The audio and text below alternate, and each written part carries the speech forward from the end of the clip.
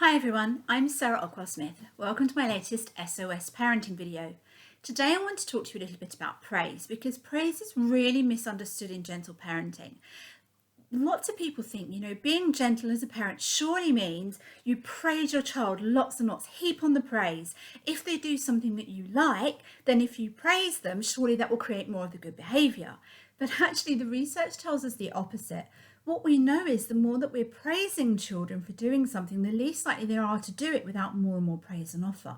But the other downside of praise is it can be quite toxic because it can make a child question their self-worth. It can make them think about, am I really worthy unless somebody is externally validating them? So what you end up potentially, not always of course, is sometimes you can create a bit of a praise junkie. And maybe this rings true from you in your own upbringing, whereby the individual, whether that's you or a child, suddenly starts to question their self-esteem, their confidence and their self-worth unless they're having lots of external validation from other people. So they need other people to say well done and say how great they are, because inside they don't believe it because they've been so used to relying on what other people say about them. And obviously that's not something we really want from our children. We want to make them feel good, but we don't want to damage their self-esteem and their internal sort of confidence and happiness as a result. So the way around this is not to avoid all praise. This is a real misconception. So with gentle parenting, what we do is we praise mindfully. The way that we do that is that we focus on the effort and not the outcome. So by that I mean we focus on what our children do when they're trying. We don't focus on when they succeed. So for instance, if you have a child who's trying to learn to tie their shoelaces and they've been trying every day for 6 months, but they still can't do it, what we don't want to do is praise them when they finally do it and say, yay, you did it, well done, you're so clever. What we want to do is focus on their effort. So those 6 months when they tried, but they technically failed to tie their shoelaces, we want to focus on it and we want to say, I can see you're putting so much effort in. I'm so proud that you're committed to this and you keep trying. And I really believe that you'll be able to do it soon. And I'm so proud of the effort.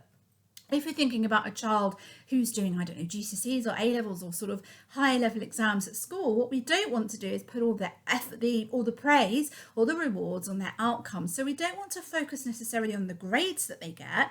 What we want to do is to focus on all the effort that they've put in. Whether they come out with an A or an E, it's almost a little bit irrelevant if they've worked really, really hard for that E, or if they haven't worked hard for that A. Why is the A worthy of more praise? We should be praising them when they get the E, when they've worked really, really hard for it, rather than the A that they've just coasted through and just so happened to have found easy. So it's focusing on the effort, not the outcome. Effort-based praise is so important because we know effort-based praise really helps self-esteem and confidence. But outcome-based praise, that wherein you're only praising when they succeed at doing something, can really damage self-esteem. The other thing that we can do as well as gentle parents is focus on something called sports casting.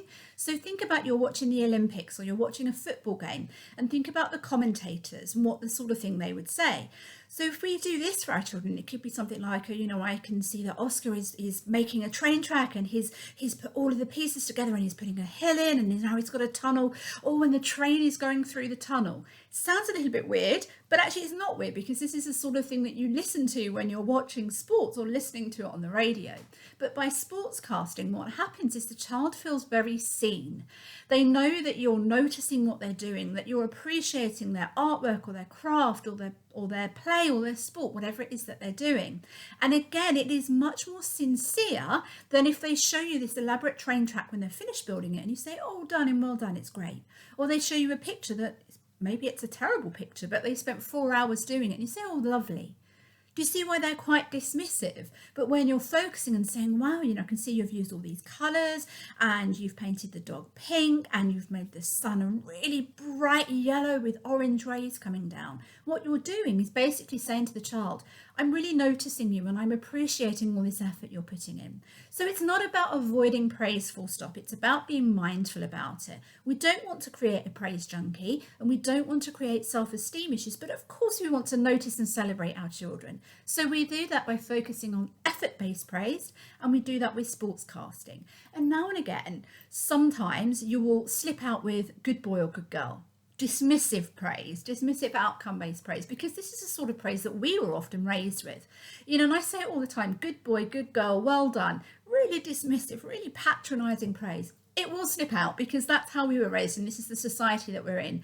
When it happens, don't worry about it too much. You know, I do it all the time. It's hard to break that cycle, but just instead think, I've said something really unmindful here. I said something really outcome-based. I've said something really dismissive.